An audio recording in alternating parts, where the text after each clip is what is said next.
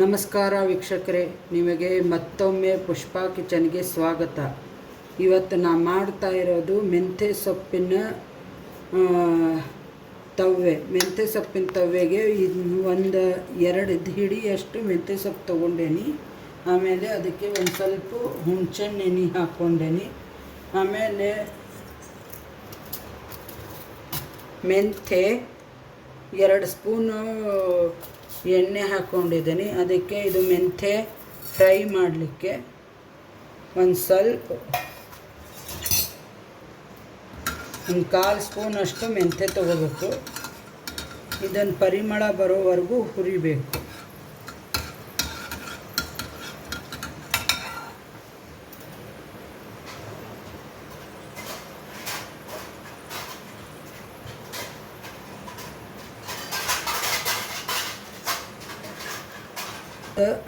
ಒಂದು ಸ್ಪೂನಷ್ಟು ಜೀರಿಗೆ ಹಾಕಿದ್ದೀನಿ.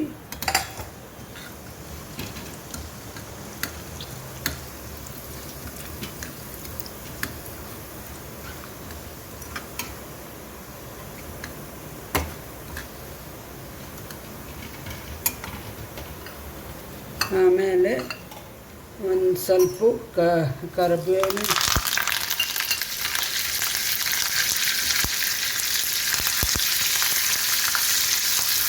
ಜೀರಿಗೆ ಕಪ್ಪಾಗಬಾರ್ದು.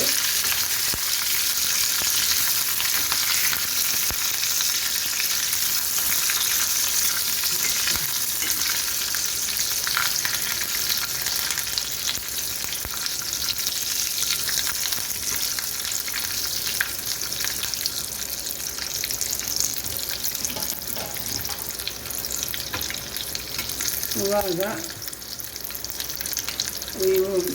ಒಂದು 5-6 ಹಸಿಮೆಣ್ಸಿನ್ಕಾಯಿ ತೊಗೊಂಡೇನಿ. ಈ ಹಸಿಮೆಣ್ಸಿನ್ಕಾಯಿನೂ ಇದರಲ್ಲೇ ಫ್ರೈ ಮಾಡ್ಕೊಂಡು ಬಿಡಬೇಕು.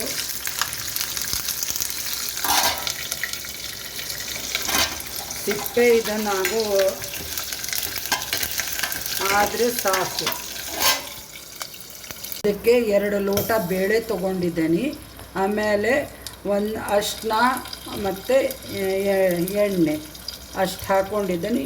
ಒಂದು 3 ಅಥವಾ 4 ವಿಸಲ್ ಚೆನ್ನಾಗಿ ಹಣ್ಣಾಗುವಷ್ಟು ಬೇಯಬೇಕು. ಈ ಥರ ಮೆಣಸಿನ್ಕಾಯಿ ಮೆತ್ತಗಾಗಬೇಕು. ಇದನ್ನು ಸ್ವಲ್ಪ ತಣ್ಣಗಾದ ಮೇಲೆ ಹುರಿಬೇಕು. ನಿಮಗೆ ಬೇಕಾದರೆ ಇದಕ್ಕೆ ಫ್ಲೇವರಿಗೆ ಸ್ವಲ್ಪ ಕೊತ್ತಂಬರಿ ಬೀಜ,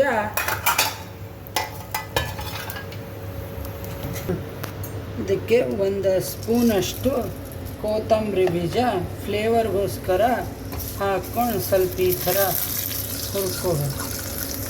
ನೀವು ಫಸ್ಟಿಗರ ಹಾಕ್ಕೋಬೋದು, ಕೊತ್ತಂಬರಿ ಬೀಜ ಏನು ಆಮೇಲಾರು ಹಾಕ್ಕೋಬೋದು. ನೋಡಿ, ನಾವೊಂದು ಸ್ವಲ್ಪ ಕೊತ್ತಂಬರಿ ಬೀಜ ಮೇಲೆ ಎಣ್ಣೆ ಹೆಂಗೂ ಬಿಸಿ ಇದೆ, ಅದಕ್ಕೆ ಆಗಿದೆ ಅದು ಕೊತ್ತಂಬರಿ ಬೀಜ.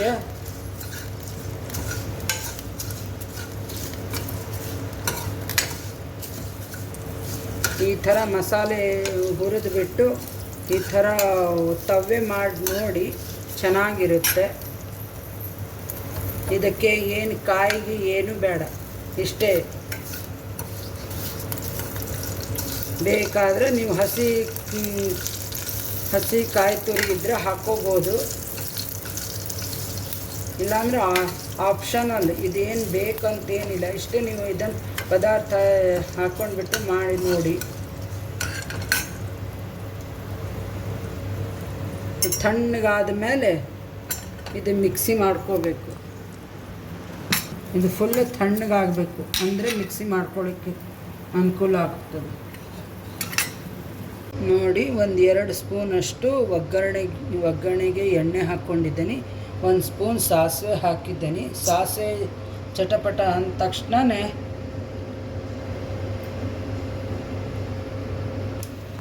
ನೋಡಿ, ಸಾಸಿವೆ ಚಟಪಟ ಅಂತ ಇದೆ.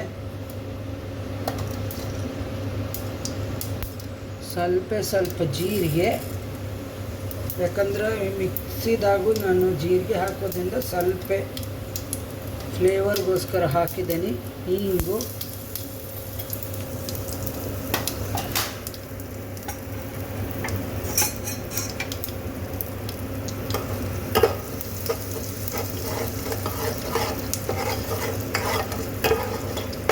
ಮೆಂತ್ಯ ಸೊಪ್ಪು,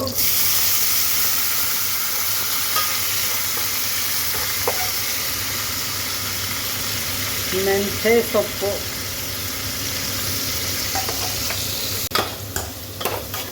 ನೋಡಿ. ಈ ಥರ ಮೆಂತ್ಯ ಸೊಪ್ಪನ್ನು ಒಗ್ಗರಣೆಲೆ ಚೆನ್ನಾಗಿ ಬಾಡಿಸ್ಕೋಬೇಕು. ಆಮೇಲೆ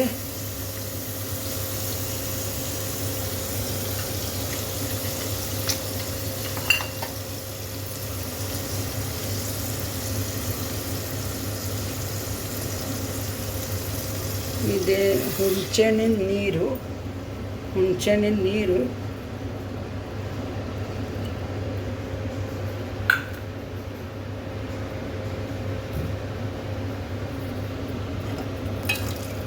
ಇದು ಬೇಳೆನೂ ಹಾಕ್ತಾ ಇದ್ದೇನೆ ಅದ್ರ ಜೊತೆ.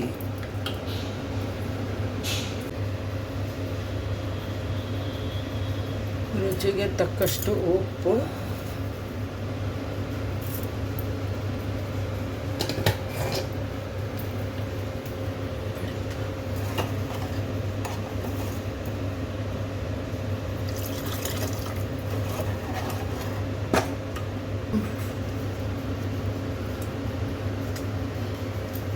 ಇದು ಸ್ವಲ್ಪ ನಾನು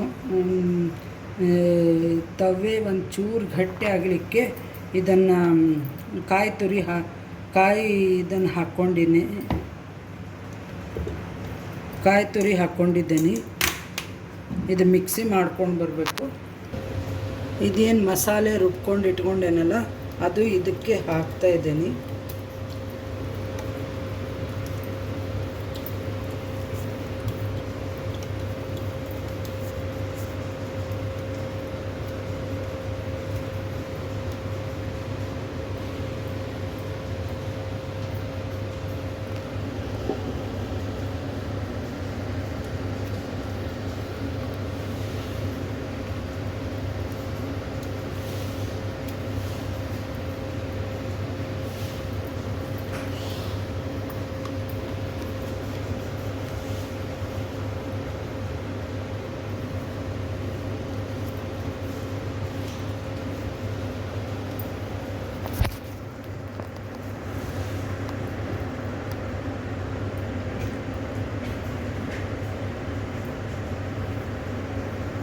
ಎಲ್ಲ ಹಾಕ್ತಾ ಇದ್ದೀನಿ.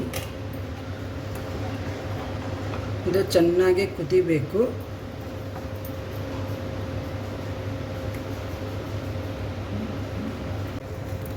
ನೋಡಿ ಈ ಥರ ಚೆನ್ನಾಗಿ ಕುದಿಬೇಕು.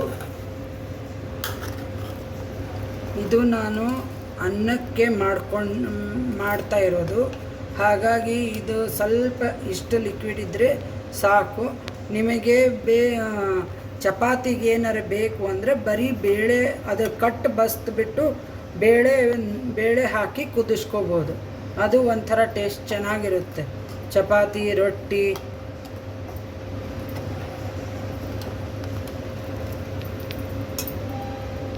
ನೋಡಿ, ಸಬ್ಸ್ಕ್ರೈಬ್ ಮಾಡಿ, ಬೆಲ್ ಐಕಾನ್ ಕ್ಲಿಕ್ ಮಾಡಿ, ನಿಮ್ಮ ಫ್ರೆಂಡ್ಸು ರಿಲೇಷನ್ಗೆಲ್ಲ ಶೇರ್ ಮಾಡಿ. Thank you.